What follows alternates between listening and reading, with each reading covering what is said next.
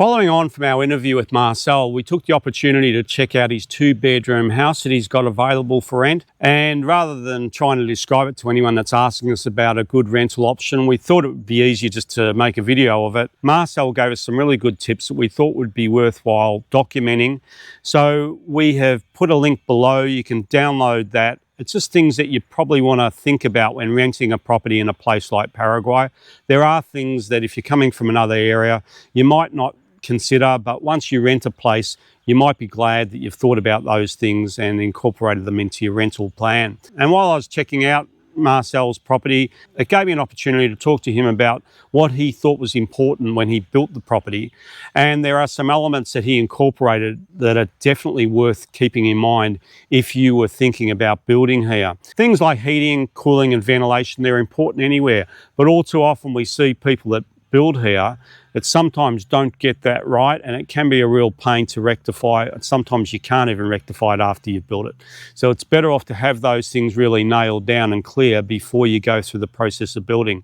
So there's a lot to learn from this video, and if nothing else, you can check out Marcel's cool place and you can see what's available. Okay, enjoy.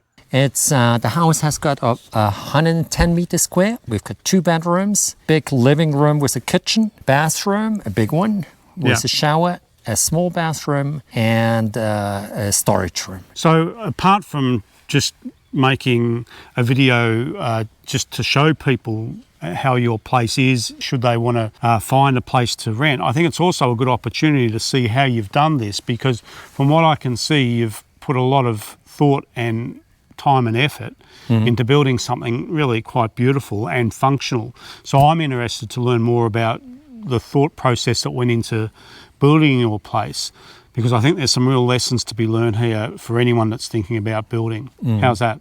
That's good. Okay. One really big important point I find is like what we've learned when we were renting a place, we could build the house much better.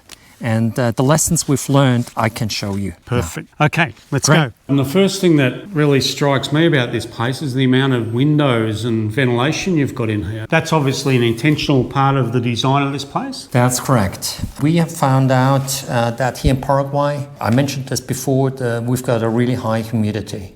When you've got big windows, it's much better or easier that you can keep the air circulating. You've got a much better room climate and you've got less problems with mold. We've got in every window or in every room you can cross ventilate the rooms. You've got minimum 2 windows. We've looked that you can cross ventilate in every direction. 2 things that get houses, well more than 2 things, but 2 things in particular, a rising damp, so if people don't get their foundations right. Yeah.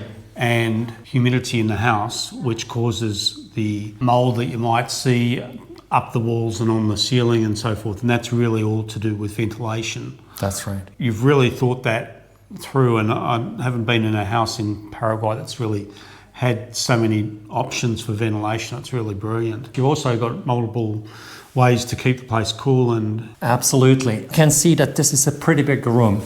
And we got at 24,000 BTU air conditioning in here, which means that the air conditioning is twice as powerful as a regular one.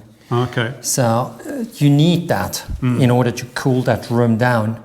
And I would really recommend to, when you build a house or when you rent a place, that you look that you've got enough air conditioning and that it's powerful enough. So we've got, for instance, in the bedroom, we've got an 18,000, which is 1.5 times as powerful as a regular one. And in the small bedroom, we've got a regular one because that's a small room. But altogether, you can cool the whole place down in summer, and that's really important. But not only cooling it down, warming it up is equally important. Absolutely. So you've got a beautiful wood heater there that you're able to heat the house. You also, is it reverse cycle air conditioning? So we've got a fireplace from Germany, which 8.8 kilowatt. So you can really heat the whole kitchen, the whole living room, and even the bedroom. If it's necessary, we've got an electric heat as well for the bathroom.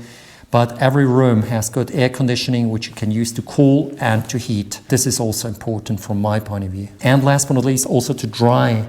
Because when you've got high humidity, you need, besides cross ventilating, if there's no wind, it's a good idea to dry the rooms with the air conditioning. It just helps you to have a nice climate in every room. If ever you need additional cooling, you can always use fans, which we actually use a lot ourselves. Keeps down the cost of electricity, and it's a really That's a good option. idea too.